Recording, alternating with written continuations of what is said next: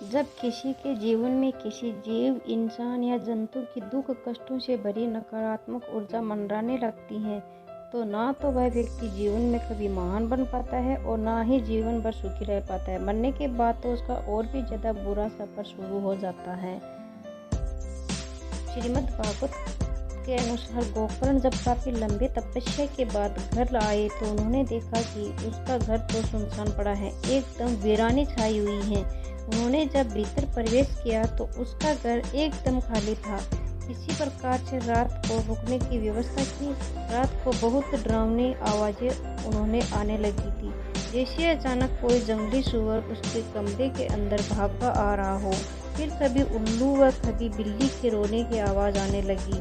गोकर्ण समझ गए कि यह क्या है। वे कड़कड़ाती आवाज़ में बोले, कौन हो तुम, क्या बात है? गोकर्ण की कड़कड़ाती आवाज़ सुनकर अचानक रोने की आवाज़ आने लगी। कोई दिखाई नहीं दे रहा था, बस आवाज़ें ही आ रही थी। तभी रोते हुए मनुष्य की आवाज़ आई। बोले, भाई मैं धुंधकारी हूँ, मैं आपका भाई धुंधकारी। मैं बहुत कष्ट में हूँ, मैं बहुत परेशान हूँ, मुझे भूख लगती है, मैं कुछ खा नहीं सकता हूँ, प्यास लगती है तो कुछ भी पी नहीं पाता हूँ। मेरा शरीर नहीं है, किंतु मुझे ऐसा ही लगता रहता है जैसे मैं जल रहा हूँ। हवा के थपेड़ों से मैं कभी इधर होता हूँ तो कभी उधर, मैं एक स्थान पर टिक नहीं पाता हूँ। मेरे भाई, मैं बहुत कष्ट में हूँ, मैं एक प्रेत बन गया हूँ। गोकर्ण जी कहते हैं, धुंधकारी तुम प्रेत कैसे हो सकते हो? तुम्हारा तो गया तीर्थ में पिंडदान किया है मैंने। धुंधकारी, मैंने पिताजी को इतना परेशान किया कि वे सह नहीं पाए और मेरी वजह से जंगलों में चले गए। उनके जाने के बाद मैं शराब के लिए, मीट इत्यादि खाने के लिए माँ से पैसा लेता था। माँ जब मना करती थी तो मैं माँ को मारता था। माँ मेरे अत्याचारों से, मेरे खराब व्यवहार से इतना दुखी हुई कि उसने कुएं में छलांग लगाकर आत्महत्या कर ली।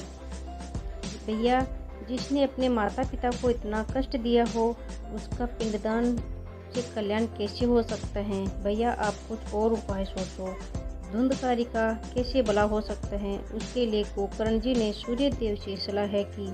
सूर्य देव जी ने कहा, गोकर्ण, भगवत भक्ति ही श्रीमद् भागवतम कथा अथवा श्री कृष्ण की कथा ही धुंधकारी का कल्याण कर सकते हैं और अन्य कोई उपाय नहीं है। उनके उपरांत श्री गोकर्ण जी ने गांव के सभी लोगों को इकट्ठा कर विधि विधान से श्रीमद् भागवतम कथा का आयोजन किया। भगवान श्री कृष्ण की महिमा कीर्तन का आयोजन किया।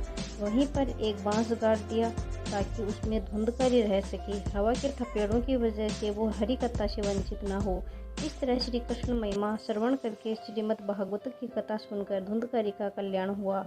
अन्यथा उसने तो जीवन में इतने पाप किए थे कि उनसे मुक्त होना उसके लिए असंभव था। क्योंकि जिन माता पिता ने हमें जन्म दिया है, जिन माता पिता ने इतने कष्टों के साथ हमें पाला पोसा, पढ़ाया लिखाया, बड़ा किया, जिन माता पिता ने हमारे सुख के लिए अपने सुखों को छोड़ा, उन माता पिता की अगर कोई सेवा न करे, उन माता पिता को कोई कष्ट दे अथवा परेशान करे, तो भगवान कैसे सहन करेंगे?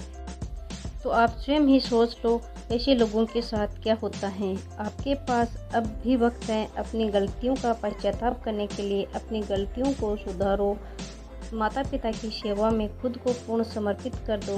रोज भागवत गीता का पाठ करो, सत्संग सुनो, इससे आपके अंदर की अच्छी प्रवृत्तियां सक्रिय होगी। आपके अंदर की बुराइयों का नाश होना शुरू होगा।